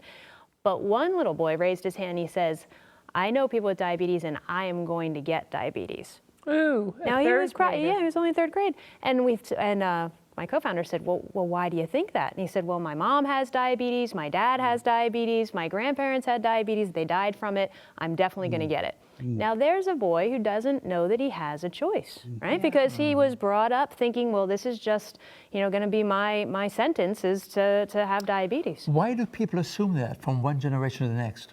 So, we often think it's genetics. We don't, Hans and I, but a lot of people think that it's genetics. But it turns out that only about 10 to 20% of what happens to us health-wise comes down to genetics. Or 80% or less, yeah, so even more, 80 to 90% is what our choices are. You know what we transfer from one generation to the next? Yes. Not just the genes, the recipes. The recipes, and that boy doesn't know that, and we just assume it runs in the family, therefore I'm obese, therefore everybody else will be obese. No, it doesn't have to be. Exactly. Not at all. And it gave him such a sense of hope to hear that he did not have to, and then he was really focused listening to the rest of that presentation. You know, the other point that we could make, it takes about 300 years to change the genetics in a society. 300 years. Diabetes has increased by 300% in the last 25 years. That's unreal. This is not genetics. No. This is a lifestyle environment. disease. It's environment, it's passing on the recipes. Let me do a few rapid fire questions. I'm 70 years old, not on medicine. Good for you. I take potassium and magnesium twice a day, vitamin D, vitamin 12, vitamin 6, and a calcium tablet. I have leg cramps all night, and I wonder if there's anything I can do to get rid of them. Leg cramps are a tough one. Now, we often say things like eating more fruits and vegetables, especially vegetables, but leg cramps are a very, very challenging one. Exercise, like stretching, can help with that. Yeah, stretching, like this. You stand up like this, and you go on your tiptoes. You do this 20 times. It oftentimes has a wonderful effect on people that otherwise get cramps. And then if you follow that, once you lie down in bed, use a towel or something to put your foot up and pull your toes back, stretch that calf out a little bit. Yes, like that. So that moving all that blood flow around can help. But antioxidants are a really important piece of that. Muscle cramps are a very challenging one. What do you mean antioxidants? Where do I buy these antioxidants? No, you must buy that nice basket over there. That's what you have to eat. That's right. And once again, I just want to tell this caller that the magnesium topical agent really is working well for that. And staying hydrated. That's another one. When people get dehydrated. Now, I know all of us don't want to have a whole lot of water before we go to bed because we don't want to have to get up, but making sure that you're having water throughout the day so that you're not dehydrated. I used to feel that way because I am such a light sleeper that if I do get up, it's hard to get back to sleep. But then someone told me, or not someone told me, I was reading a medical article that said that the reason most heart attacks happen at night is because you quit drinking. If you're not well hydrated, you are, blood volume and everything. At least I assume that was a good medical article. Let me ask a great question. In the Kellen Foundation, have you experienced any major miracles? Oh, yes. I have one that is my favorite. Now, as you know, childhood obesity is definitely a main focus for us, but it's really where we started with Kellen Foundation, was looking at the kids. And so we were running intervention programs for children that already had obesity, and because they were the kids, we were basically requiring the parents or at least a family member to come with them. These intervention programs are very similar to what Hans' CHIP program is, where they had times with the doctor, times in the group, lots of things about cooking and social support. So we were running one of these programs with some kids that were somewhere from the ages of 8 to 14. And the parents were there. And we were getting to the end of the sessions that we were doing, and we were kind of having a wrap up of, okay, you guys have done great, you've lost some weight, and you're making healthier choices, you're exercising more, we'll be seeing you now on a more maintenance basis. And a father who had really not said much during the whole 12, 13 weeks that we had been together. I mean, he was there, he was participating, but he really wasn't a sharing type of a guy. He raised his hand and he said, may I stand up and say something? And we said, absolutely, please do. And he got up and he said, I didn't tell anybody this, he says, but I'm a type 2 diabetic. And he said, and before we started this program, I lost my job. I'm a commercial truck driver, and my hemoglobin A1C, which is a measure of how your diabetes control is, was almost 11, and they took my license. And he said, you know, we didn't think anything about that related to our daughter. We started coming to this program for her, but, you know, I wanted to support her, so I started just doing the things that you said she should be doing. You know, we started going to the pool and exercising. We started eating more fruits and vegetables, not getting takeout as much, and we just made some of these changes. And he said, you know, I really was doing it for her, but it's been 3 months. I just had my blood test. He says I'm down below 8, and they're giving me my job back. Oh, praise the Lord. And I thought, this wasn't even the person that we thought we were talking to. You know, how amazing the way things work, the way that miracles like that work, that we were doing it for the daughter and for the rest of the children, but really think about who is listening in these types of support groups and these types of initiatives. And you see there again, you know, with diabetes, it's always the medication. We think this is the answer. It's not the answer. As a matter of fact, all of these medications for diabetes, except for one, is actually increasing weight in the people. So maybe this whole concept of pharmacy, spelling it F-A-R-M-A-C-Y, may not be such a bad idea, isn't it? It's the way to go. That is absolutely what I tell my patients as the first line, because I say, you know, I can't cure your diabetes, but you can. So it depends on what your choices are. The best you can do as a physician is you can manage the blood sugars, but you don't turn the disease off. Here, in 4 to 8 weeks, you have a 40% chance in having people off insulin, off medications. And the medication is no longer the agent that is being used to manage. You don't really cure, but here, you actually heal, reverse, and cure a disease that is very resistive to pharmaceuticals. Absolutely. This is getting to the root of the problem. And that's part of my kind of passion, besides for patients and out in the community, is to get this message out not only to the doctors, but really to all of the people that in society, that you do not have to take medications for diabetes. You might have to in the beginning when you're first diagnosed because your blood sugar is way too high. But in the majority of cases, what you eat is going to make the biggest difference. We got to get to the root of the cause, not just kind of mop up the floor because the sink is overflowing all the time and we just keep mopping up the floor. You have to actually go to the sink and turn off the faucet. The food that you're eating is the way that you go to the sink and turn off the faucet. Well, you know, we are a people who have prided ourselves on the health message. I've never seen a program more complete than what you're doing. It is so exciting. And bravo to you, and I know this is pleasing to the Lord, because God tells us that, you know, Paul says you were bought at a price, and it's a precious price, and he says, therefore, glorify God in your body and in your spirit and in your body, and whatever you eat or drink, do all for the glory of the Lord. So I do think that it's obvious God is our creator. God gave us the perfect diet in Eden. And I think that returning to that more Edenic way of eating, having a plant-based diet, is according to the way the Creator created us.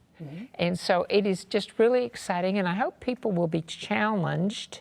And I have to ask this question because it's been on the top of my pile. Real quick, how do you prepare a potato for a diabetic since it's supposed to be bad for them? Is it bad for them? You can have potatoes, just don't turn them into hash brown. Or French fries. Or French fries. When you have potatoes, always add some beans. That's what we recommend to our people. We have 85,000 people in our research bank. We've published about 45 scientific articles on this. You can easily, again, as a diabetic type 2, eat potatoes, but add a lot of high fiber foods with it, like beans. Beans and greens, right? Have a great big salad. Yeah, but I think especially the beans would be excellent. Cooked beans would be excellent over in conjunction with the potato, because potatoes don't have any fiber. No, potatoes don't. Potatoes don't. But you add the fiber food with it, and the fiber slows down the conversion of the starch into sugar, and you're just purring like a cat. And it's delicious and satiating, makes you feel full. Yes, amen, it does. Okay, well, we just want to thank you so much. Megan, you are precious. Thank you. You know, and you can just feel, I know the Lord is using you in a marvelous way to touch this community, and you can feel that you have empathy and sympathy for people. Praise God that you've been tapped on the shoulder to do this. And Hans, thank you so much for being here. And thank you so, you know, I think about the thousands of people you have introduced to the Cheap Chip program. And it's wonderful to know that we do have a message and that it can change generations, it can change your family, and it can change your neighborhood. And we're running out of time. Honey, I'm so glad you were here with me tonight. Well, this was so educational. Yes, it was. I mean, I've learned a lot. And I love gardening anyway. And so get out there and garden. At least you can get a pot and put a seed in it. And That's just a great sit way to back start. and, you know, put a little water in it and give it a little sun and pray over it. That's it. Well, thank you so much for joining We'll give you a us. canvas and There we'll see you what you're going to paint. Amen. Amen. Amen. Oh, our prayer for you at home is that the grace of our Lord and Savior Jesus Christ, the love of the Father, and the fellowship of the Holy Spirit will be with you always. Thanks for joining us. God bless.